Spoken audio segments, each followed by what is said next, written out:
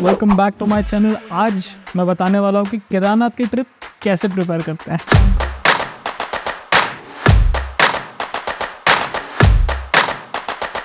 तो सबसे पहला पॉइंट कि आप कौन से मंथ में ट्रिप प्लान कर रहे हो। केदारनाथ ओपन होता है अप्रैल एंड में, तो आपके पास रहता है मई, जून, जुलाई, अगस्त, सितंबर, अक्टूबर। मिड अक्टूबर में ये बंद हो जाता है। तो बेस्ट ऑप्शन है कि आप जुलाई अगस्त को अवॉइड करो, बिकॉज अभी रिसेंटली मैं उधर से होके आया हूँ और जुलाई का मंथ मैंने खुद देखा है कि बहुत ही डेंजरस होता है। मानसून शुरू होने की वजह से वहाँ पर लैंडस्लाइड होती है और बहुत सारी चीज़ें प्रॉब्लम होती है। जिस टाइम हम गए थे उस टाइम हिमाचल में वहाँ बादल फट गया था और ये अगस्त में उत्तराखंड में बादल फटा है। तो प्लीज़ मानसून को अवॉइड करो।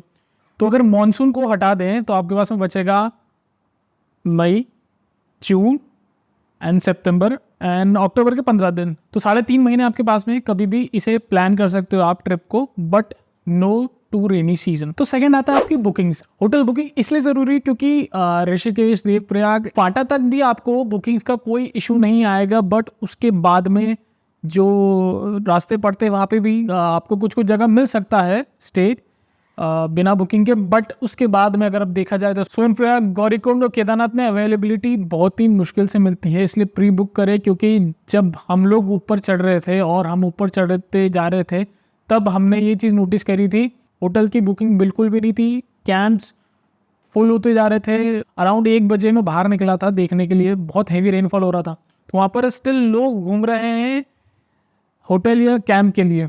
होटल तो बिल्कुल नहीं मिल रहे, इवन कैंप भी पूरे फुल हो चुके थे और बारिश की वजह से कुछ कैंप गीले भी हो गए थे, तो लोग गीले तक कैंप में सोए हैं। तो अगर आप प्री बुकिंग करोगे तो बहुत ही अच्छा है आपके लिए। तो थर्ड पॉइंट पे आते हैं थिंग्स टू कैरी, क्या चीज़ें आपको लेके जाना है। तो सबसे पहले आप ट्रैकिंग वाटरप्रूफ शूज़ खरीदना, क्योंकि अगर आप नॉर्मल शूज़ में जाओगे आपको बहुत दिक्कत होने वाली है।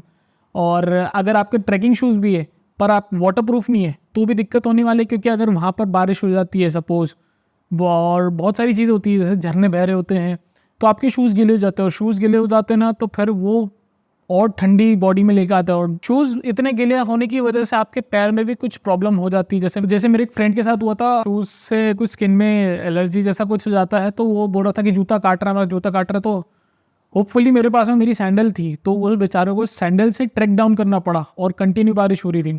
दूसरा, मेडिसिन्स बहुत ज़रूरी है। मेडिसिन्स इतनी ज़रूरी है कि अगर आपको कुछ भी बुखार हो गया, उल्टी हो गया, पेट खराब, केदारनाथ की चढ़ाई के बीच में भी फ्री मेडिकेशंस मिलती है वहाँ पर स्टिल आप अपना खुद प्रिपेयर होके जाओ तो बेस्ट है, किसी के भरोसे मत जाओ। देन उसके बाद में आता है रेनकोट आप कितना भी अच्छा खरीद लो वो पानी आपके अंदर घुस ही जाता है।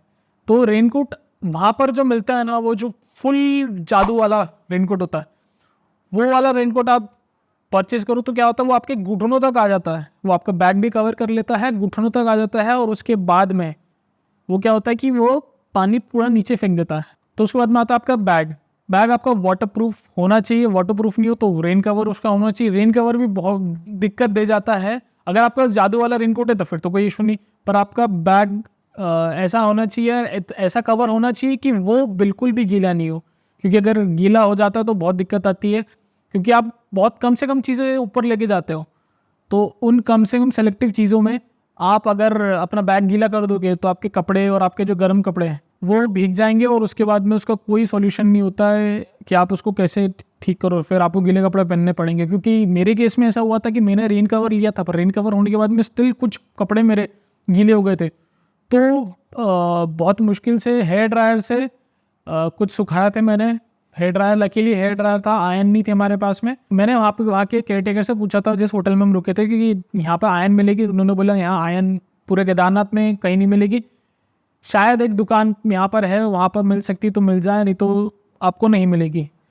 तो इसलिए आप अपना बैग ऐसा रखो या ऐसा वाटरप्रूफ बैग रखो कि आपके कपड़े गीले ना हो, आपकी चीज़ें गीले ही ना हो। गरम कपड़े रखना बहुत ही ज़रूरी है। जैसे आप यात्रा शुरू करोगे आपकी, तो तब आपको गर्मी लगेगी, बट जब आप ऊपर पहुंचते जाओगे धीरे धीरे करके तब आपकी ठंड लगनी शुरू हो जाएगी। और फिर जैसी जैसी आपको बर्फ़ दिखेगी तब और ठंड पड़ती जाएगी। आप कितना भी दौड़ लो, कितना भी कुछ कर लो, पसीने आएंगे पर वो ठंडे पसीने होंगे, और फिर बहुत ही ज़्यादा ठंड रहती है, तो इस वजह से गर्म कपड़े जरूर रखो। देन उसके बाद में आता है रजिस्ट्रेशन पे। केदारनाथ की यात्रा से पहले आपको अपने आप को रजिस्ट्रेशन करवाना पड़ता, तो रजिस्टर आप पहले करवा के जाएं। वहाँ पर ऑफलाइन रजिस्ट्रेशन होती है, उसमें टाइम वेस्ट मत करें, क्योंकि बहुत लोग बिना रजिस्ट्रेशन के आ जाते हैं और उसके बाद में फिर वो लाइन में लग जाते हैं। तो आपका टाइम अगर आपको बचाना है तो आप रजिस्ट्रेशन पहले से करवा के जाए। उत्तराखंड की वेबसाइट है चारधाम की, वहाँ पर 2 मिनट का काम है, फटाफट हो जाता है रजिस्ट्रेशन। उस वेबसाइट पे जाके ज़रूर अपना रजिस्ट्रेशन करवा लो, नहीं तो आपका टाइम वेस्ट होगा और कुछ नहीं होगा। तो आते हैं हेल्थ प्रिपरेशन पे। हेल्थ प्रिपरेशन मतलब अगर आप फिट हो और डेली एक्सरसाइज करते हो तो फिर तो कोई प्रॉब्लम ही नहीं है। बट अगर आपका रूटीन में नहीं है, हेल्दी रूटीन नहीं है अगर आपका, तो आप एटलीस्ट 15 डेज से पहले वॉकिंग, रनिंग और अच्छा खाना खाना ये सब स्टार्ट कर दो, क्योंकि आप केदारनाथ जा रहे हो और आपकी बॉडी प्रिपेयर्ड नहीं है तो उसे बहुत दिक्कत आती है।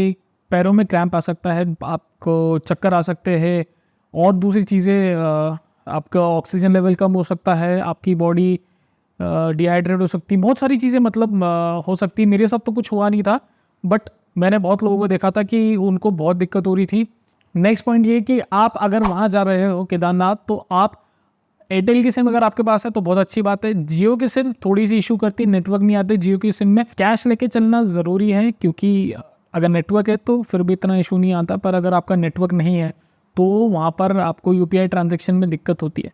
आप केदारनाथ की चढ़ाई में कम से कम सामान लेके जाओ। अगर आप अपने खुद के पर्सनल व्हीकल से आ रहे हो तो आप कार में रख दो, एक छोटे बैकपैक में पूरा सामान जो जो आपको नेसेसरी चीज़ें हैं वो रख लो।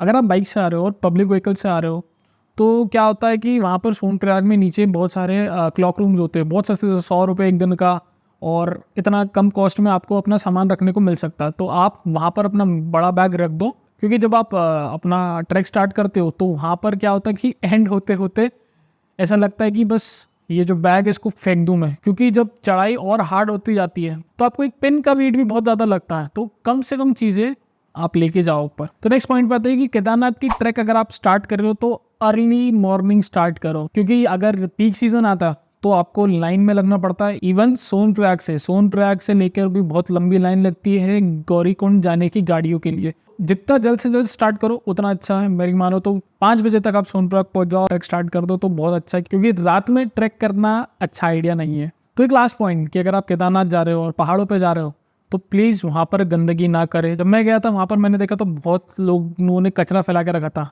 इतने प्यारे झरने बह रहे थे, पर उन झरनों के जस्ट पास में वो कचरे, चिप्स के पैकेट, ये तो वहाँ आप कचरा बिल्कुल मत फैलाओ, वो देवभूमि, उसे वैसे ही ट्रीट करो। तो इस वीडियो में बस इतना ही। जो जो चीज़ें मुझे पता थी मैंने आपको वो बताने की कोशिश करी, और मिलते हैं नेक्स्ट वीडियो में।